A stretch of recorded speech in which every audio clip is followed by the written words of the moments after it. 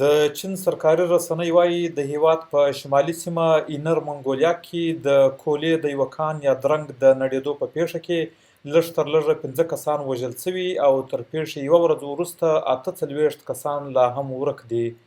د چین CCTV وایي دا پیښه د پرانیستې کندې په یوه کان کې شوې ده چې د شینجینګ کول ماین په نوم ځایي کمپنۍ یې چلوي. وایي کان د مځکې ښویېدو له کبله نړېدلی دی چې لسګونه کارګر پکې تر خاورو لاندې شول.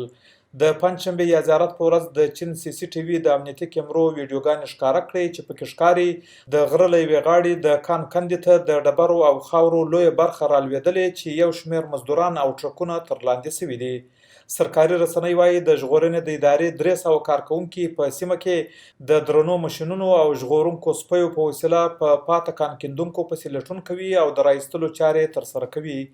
د چین د روغتیا مرکزي کمیشن د چهارشنبې یا شورو په ماښام وویل له ماین څخه 6 ټپي شوي کسان ژغورل شوي دي.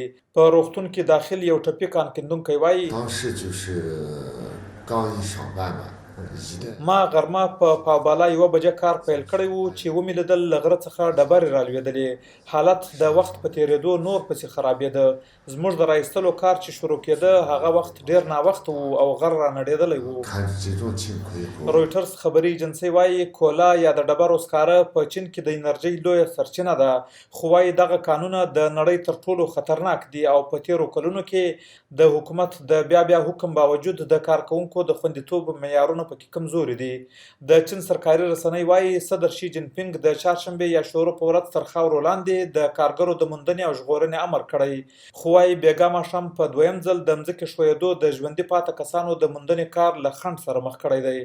د چین وزیر اعظم لی کېچانګ هم غوښتنه کړې چې په بیړنۍ توګه دې څېړنه وشي او د کان د نړېدو سبب دې معلوم کړل شي.